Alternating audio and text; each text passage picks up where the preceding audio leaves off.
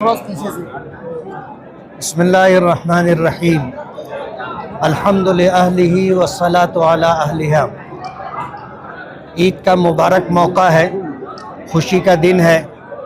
رمضان بھر کے روزے اور تراویح کی سنت کی ادائیگی کے بعد ہماری شریعت نے، ہمارے پیغمبر نے اور ہمارے اللہ نے ہمیں یہ خوشی کا دن عطا کیا ہے۔ آج پوری دنیا کے حالات بہت بے چین کرنے والے ہیں، لیکن عید کے دن خوشی منانا خود نبی کریم صلی اللہ علیہ وسلم کی سنت ہے۔ سن 2 ہجری 17 رمضان المبارک کو جنگ بدر کا معرکہ پیش آیا تھا، اور اس جنگ سے فارغ ہو کر کے جب ہمارے آقا مدینہ منورہ پہنچے تو رمضان کے آخری ایام تھے اور پھر عید کا دن آیا، تو آپ نے عید کا دن خوشیوں کے ساتھ گزارا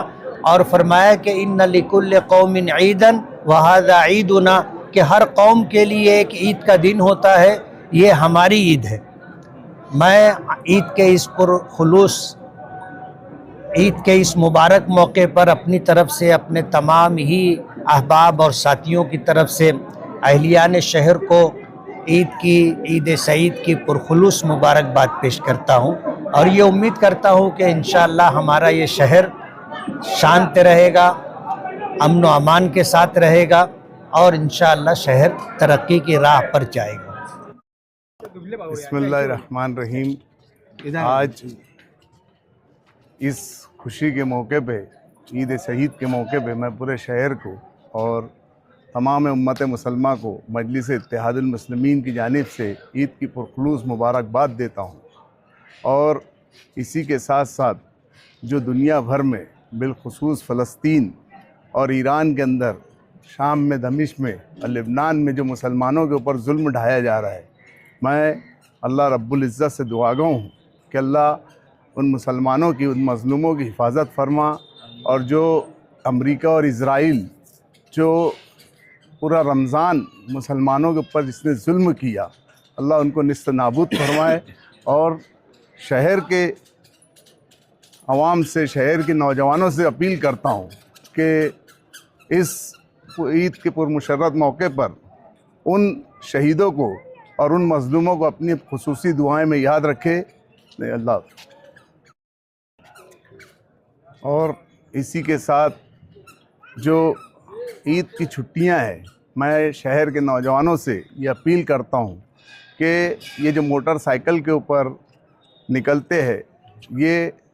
اس کے لیے تھوڑا احتیاط کرے، اور ایسے جو غیر محفوظ مقامات پر جاتے ہیں جہاں سے ہمارے برادران وطن کی دل آزاری ہوتی ہے، اور اس کی وجہ سے شہر کے حالات اور امن و امان میں خرابیاں پیدا ہوتی ہے، ایسی کوئی حرکت ہماری طرف سے نہیں ہونا چاہیے، اور خاص طور سے بچوں نے تو اس چیز پہ عمل کرنا چاہیے کہ موٹر سائیکل پہ نہ جائے، وہ گھر سے نکلتے وقت صرف اپنے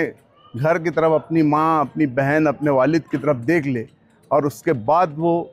موٹر سائیکل پر نکلے۔ میں اللہ سے دعا گو ہوں کہ اللہ ان بچوں کو سمجھ دے، عقل دے، اور ان کو ہدایت دے۔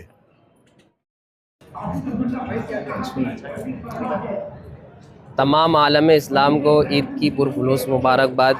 میری جانب سے، میرے اہل خانہ کی جانب سے، اور مالیگاؤں کے تمام ہی ان لوگوں کی جانب سے جن لوگوں پہ اللہ رب العزت کا بے انتہا کرم اور احسان ہے کہ جو آزادانہ ماحول پر اپنی عید کی خوشیوں کو منا سکتے ہیں۔ کسی بھی قسم کا کوئی ان کے اوپر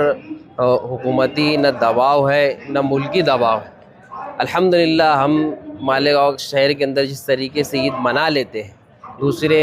دیہاتوں کے اندر اور دوسرے ہی علاقوں کے اندر اس طریقے کی آزادانہ ماحول میں عید کوئی بنا نہیں سکتا، تو اس لیے ہمارا فرض بنتا ہے کہ ہم اس آزادانہ ماحول میں عید منانے کے اوپر اللہ رب العزت کے شکر گزار ہوں، کیونکہ آج جس طریقے سے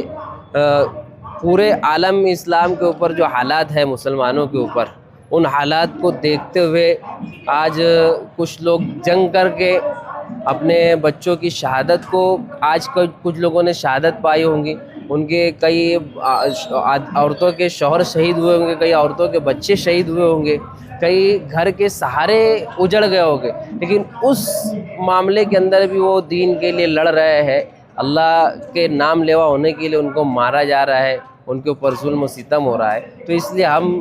اس عید کی خوشیوں میں ایسے لوگوں کو بھولے نہ, اپنی عید کے اندر ایسے لوگوں کا احساس رکھیں, اور ان کے لیے ہم کچھ کر نہیں سکتے تو یہاں سے دعا کریں, اور اپنے آنے والی نسلوں کو اس بات کی تربیت دے کہ حالات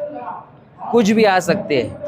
اپنے آپ کو تیار رکھنا ہے. یہ جان اللہ رب العزت کی دی ہوئی ہے, اللہ کے دین کی خدمت کے لیے لگے تو یہ کارگر ہوں گی, کامیاب ہوگی. یہ تمام چیزیں اس عید کے پیغام کے اوپر میں آپ کو عید کی خوشیوں کے ساتھ ضمناً بولنا چاہتا تھا. اور اہلیان مالیگاؤں شہر سے خصوصاً جان بہت قیمتی سرمایہ ہے.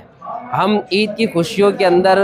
خوشی کے اندر, شہر مالیگاؤں کے اندر خوشی انجوائے کرنے کے بجائے اپنے گھر کے اہل خانہ کے ساتھ اپنی خوشی کو سیلیبریٹ کرنے کے بجائے ہم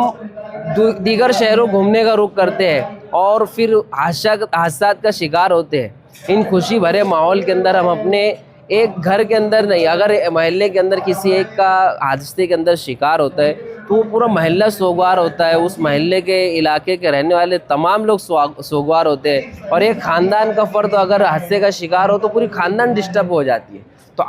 میں آپ نوجوانوں سے خصوصاً اپیل کرنا چاہتا ہوں کہ آپ قوم ملت کا بہترین سرمایہ ہے, آپ اپنے قدر جانیے. آپ ان نوجوانوں کے قصے پڑھیے جنہوں نے دین کے لیے قربانیاں دی, اپنی جان کو رائگاں نہیں کیا. ہم اپنی جان کو رائگاں کر رہے ہیں بغیر کسی مطلب کے, ہم اپنی جان کو قربان کر رہے ہیں. اس جان بہت قیمتی ہے, اس کا حساب دینا ہے مرنے کے بعد. یہ جان کو اللہ رب العزت نے جنت کے بدلے میں خریدا ہے, اس کو یوں ہی ہم رائگاں نہ کریں. اس کی قیمت کو سمجھیے, اپنی خوشی کو خوشی رہنے دے, اس خوشی کو غم میں تبدیل ہونے سے بچائے. احتیاط سے کام لے, احتیاط سے اپنی جان کا استعمال کر.